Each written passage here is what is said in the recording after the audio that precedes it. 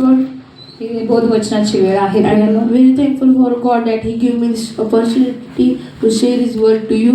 देवाला मी खूप धन्यवाद देतो, कारण देवाने मला ही सुंदर संधी दिलेली आहे की देवाचं वचन तुमच्या सोबत शेअर And करण्यासाठी. we should give thanks to God at the end of this year. आणि या वर्षाच्या शेवटी आपण सर्वांनीच परमेश्वराला धन्यवाद दिला पाहिजे, That He give all the things to us.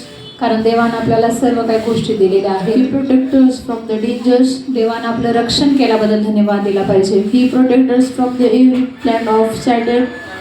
आणि सैतानाच्या हर एक म्हणजे दुष्ट कार्यापासून त्यांना आपलं रक्षण केलेलं आहे, त्याबद्दल आपण देवाला धन्यवाद दिला So पाहिजे. we should give all the thanks to the God. आणि सर्वच गोष्टीसाठी परमेश्वराला आपण धन्यवाद दिला पाहिजे. Hallelujah. Hallelujah. So from last Sunday I'm telling you one topic. आणि मी मागच्या रविवारी तुम्हाला एका मुद्द्यावरती शिकवलं होतं. That is biblical path to the prosperity. आणि शास्त्रीय मार्ग जो आहे की आपला समृद्धीसाठीचा शास्त्रीय मार्ग याविषयी मी शिकवला होता. And the first point I told you that आणि त्यापैकी मी तुम्हाला पहिला मुद्दा सांगितला होता. to get the prosperity we should seek the God first. आणि आपल्याला समृद्धी मिळण्यासाठी आपण देवाचं राज्य प्रथम शोधलं पाहिजे किंवा ते शोधण्याचा झटून प्रयत्न केला पाहिजे. We should give first priority to the God. आणि आपलं प्रथम स्थान जे आहे ते देवाला दिलं पाहिजे. Hallelujah. Hallelujah. And today I'm going to tell you the second point is आणि आज मी तुम्हाला दुसरा मुद्दा सांगणार the आहे. second point is work hard with faithfulness. आणि विश्वासानं दुसरा मुद्दा असा आहे की विश्वासानं आपण कष्ट केलं पाहिजे. I repeat, मी पुन्हा एकदा सांगत आहे. the second point is work hard with faithfulness. आणि दुसरा मुद्दा असा आहे की विश्वासानं आपण कष्ट केलं पाहिजे. Hallelujah. Hallelujah. The meaning of this point is आणि या गोष्टीचा अर्थ काय आहे? the Bible teach us that आणि बायबल आपल्याला काय शिकवतं? prosperity does not come through the laziness. आणि समृद्धीची आहे ती आळशीपणानं येत नाही. If we'll be being lazy, we will not get prosperity. आणि जर आपण आळसपणा केला किंवा आळशी अशी व्यक्ती बनून राहिलो तर आपल्याकडे समृद्धी अजिबात येणार But नाही. if you work hard with faithfulness, आणि जेव्हा आपण विश्वासानं कष्ट करू the prosperity come to us. आणि समृद्धीची आहे ते आपोआपच आपल्याकडे येणार आहे. Because the Bible teaches that कारण देवाचं वचन आपल्याला काय सांगत आहे? God bless the people with prosperity आणि देवानं आपल्याला समृद्धी देऊन आशीर्वादित केलेला आहे. who work with honesty. आणि आपण जेव्हा प्रामाणिकपणानं काम करतो तेव्हा Who work with honesty, discipline and faithfulness. आणि जो प्रामाणिकपणानं काम करतो, शिस्तीमध्ये काम करतो, त्याच्यासाठी That brings prosperity. आणि त्याच्यासाठी परमेश्वर समृद्धी देतो.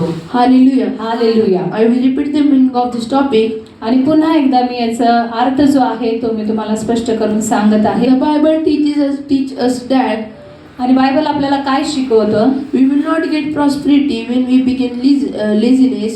आणि आपण आळशी असेल तर आपल्याकडं समृद्धी येणार नाही. But the Bible teaches that पण बायबल आपल्याला हे शिकवतं the God bless the people who work with honesty and discipline. आणि जे लोक कष्ट करतात, विश्वासानं प्रामाणिकपणानं शिस्तीनं राहतात, त्या लोकांकडं समृद्धी परमेश्वर देतो. And our efforts combined with God blessing bring blessing. आणि आपल्या प्रयत्नामुळं अशा आपल्या प्रामाणिकपणाच्या प्रयत्नामुळं परमेश्वर आपल्याला समृद्धी देतो. When our efforts in this world life, आणि आपलं जे कष्ट आहे किंवा जे प्रयत्न आहेत आपले, when we combined with the God's plan, आणि जे कष्ट आणि देवाची योजना याचा मिलाप ज्या वेळेला होतो, it increase our blessing.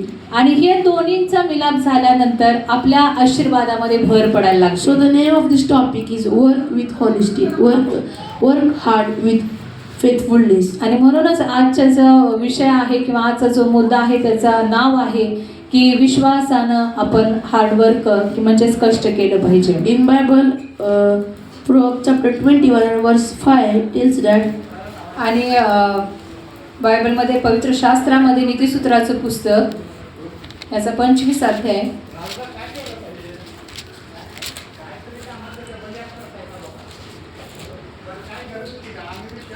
Proverbs chapter 21 and verse 5. Sorry नीतिसूत्राचं पुस्तक याचा 21वा अध्याय आणि वचन Verse 5 that tells that 5वं वचन आपण वाचू. the plans of all diligent lead surely to the abundance, but everyone who is hasty come only to poverty. आणि 5 वचन आपण वाचूयात. उद्योगाचे विचार समृद्धी करणारे असतात, जो कोणी उतावळी करीतो तो दारिद्र्याकडे धाव घेतो. Hallelujah. Hallelujah. And second verse in Bible is आणि दुसरं वचन आपण वाचूयात in Luke chapter 16 आणि लुकाचं पुस्तक याचा 16वा अध्याय and verse 10. आणि 10 वचन आपण वाचू. Luke chapter 16 and verse 10. Look याचा 16वा अध्याय आणि 10 वचन. It says that आणि या ठिकाणी काय सांगत आहे वचन. one who is faithful in every little is also faithful in much, and one who is dishonest in every little is always dishonest in much. आणि लूक 16:10 काय सांगत आहे. जो अगदी थोडक्याविषयी विश्वासू तो पुष्कळाविषयी विश्वासू आहे, आणि जो अगदी थोडक्याविषयी अन्यायी तो पुष्कळाविषयी अन्यायी आहे. Hallelujah. Hallelujah. So God's people, this verse I also tell you last before आणि याच्या अगोदर देखील मी या विषयावरती तुम्हाला सांगितलं होतं. when I was telling you about giving thanksgiving to the God. आणि देवाला धन्यवाद देण्याविषयी मी ज्या वेळेला तुम्हाला शिकवत होतो त्यावेळेला या वचनातून देखील मी तुम्हाला And सांगितलं होतं. today when I was preparing this topic, आणि या मुद्द्याचं ज्या वेळेला मी तयारी करत I असताना suddenly realized this verse matched to this. आणि पुन्हा एकदा हे वचन मला आठवलं. That in this verse it says that आणि या ठिकाणी हे वचन काय सांगत आहे. I will read the verse again. आणि पुन्हा एकदा मी तुमच्यासाठी हे वचन वाचत आहे. One who is faithful in very little is also faithful in much, and one who is dishonest in a very little is also dishonest in much. जो अगदी थोडक्याविषयी विश्वासू तो पुष्कळाविषयी विश्वासू आहे, आणि जो अगदी थोडक्याविषयी अन्यायी तो पुष्कळाविषयी अन्यायी आहे. The meaning of this verse is, आणि या वचनाचा अर्थ काय आहे. if you are honest in small things, आणि जेव्हा कधी आपण थोडक्या गोष्टीविषयी विश्वासू राहतो, you will be also honest in big things. आणि तेव्हा आपण मोठ्या गोष्टीमध्ये देखील विश्वासू राहतो. But you are dishonest in small things you have now, आणि जर आपण छोट्या गोष्टीमध्ये विश्वासू नाही राहिलो, you will also dishonest in big things. आणि तेव्हा तुम्ही मोठ्या गोष्टीमध्ये देखील तुम्ही विश्वासू राहणार नाही. So the God, म्हणून या ठिकाणी देव काय the सांगत God आहे. honor and bless the people who are faithful in the small things. आणि देव अशाच लोकांचा आदर करतो की जे लोक प्रामाणिकपणानं विश्वासूपणानं छोट्या गोष्टीमध्ये विश्वासू राहतात. Because the God knows that कारण देवाला माहिती आहे that if I bless this person, आणि जर मी या का व्यक्तीला आशीर्वादित केलं, now he has very small things in his life, आणि या ज्या गोष्टी आहेत त्याच्या जीवनामध्ये छोट्या गोष्टी आहेत, I will bless him now, आणि मी त्यांना आशीर्वादित करीन. and afterwards when I bless him more and more, आणि जेव्हा मी त्यांना अधिकाधिक आशीर्वादित करत he जाईन, will did not forget me and he will be honest in that things. आणि जर का तो म्हणजे या गोष्टीचा नकार करणार नाही किंवा तो थोडक्या गोष्टीविषयी अन्याय होणार नाही. But God's people, पण देवाच्या लोकांनो, I want to tell you that मी तुम्हाला सांगत आहे, most of the Christian people, आणि बरेच असे ख्रिस्ती लोक जे आहेत, when they are getting little richer, आणि असे बरेचसे ख्रिस्ती लोक आहेत की ते थोडे म्हणजे आशीर्वादाकडे जात असतात किंवा श्रीमतीकडे जात असतात. they are forgetting about God. आणि ते काय करतात की जर लय मोठं काय श्रीमंत झाल्यासारखं लगेचच देवाला विसरून जातात. They forgot about God's plan. आणि देवाच्या योजना त्या विसरून जातात. And because of this, God hates this thing.